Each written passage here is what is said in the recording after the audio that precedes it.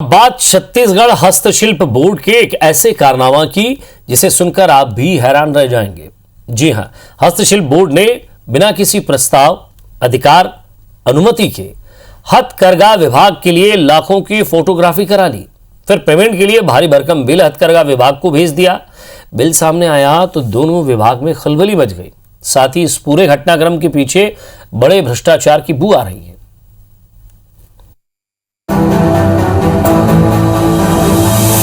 छत्तीसगढ़ राज्य हस्तशिल्प बोर्ड के इस अनोखे भ्रष्टाचार की कहानी शुरू हुई पिछले साल कोरोना लॉकडाउन के दौरान। जब सारे एम्पोरियम बंद थे तो हस्तशिल्प उत्पाद को ऑनलाइन बेचने के लिए इन उत्पादों के फोटोशूट का प्लान बना।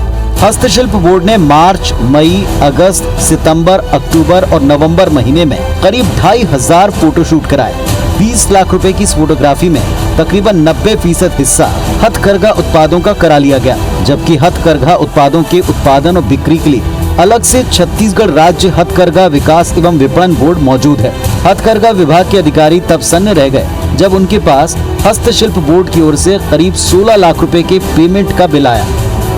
ऑनलाइन की व्यवस्था की गई है, किंतु इसके कंसल्टेंट कौन रहे और इसमें कितने फ़ोटो शूट किए गए और उसका किस तरह से अप्रूवल लिया गया, इस बात की संबंध में कोई भी फाइल मेरे तक नहीं आई है और ना मुझे इसकी जानकारी है। पिछले अक्टूबर-नवंबर महीने में हथकरघा विभाग के एमडी चुनाव ड्यूटी पर बिहार गए थे। तब यहाँ के प्रभारी एमडी हस्तशिल्प बोर्ड के एमडी सुधाकर खलको ही थे, लेकिन तब भी हथकरघा बोर्ड इस बिल को जायज नहीं मान रहा, क्योंकि अगर उन्हें प्रमोशन के लिए फोटोग्राफी की जरूरत होती तो उसकी फाइल हथकरघा बोर्ड में चलती और प्राइस तय करने से लेकर वर्क ऑर्डर जारी करने की प्रक्रिया पूरी की गई होती, लेकिन ऐसा कुछ हुआ ही नहीं।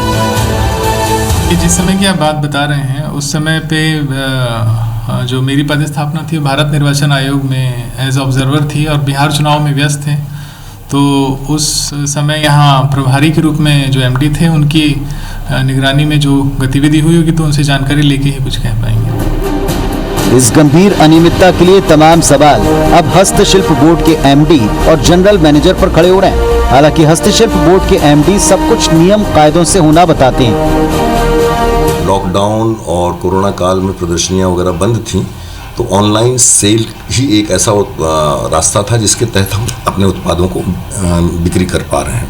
तो उसके लिए जो है ये फोटोशूट वगैरह के काम किए गए थे, इसमें प्रक्रियाओं का पूरा पालन किया। बहरहाल ये पूरा मामला गंभीर आर्थिक अनियमितता की ओर इशारा कर रहा है, जिसमें करीब 6 लाख रुपए का भुगतान हस्तशिल्प बोर्ड फोटोग्राफी करने वाली फर्म को कर चुका है। राजेश राज, IBC 24, रायपुर।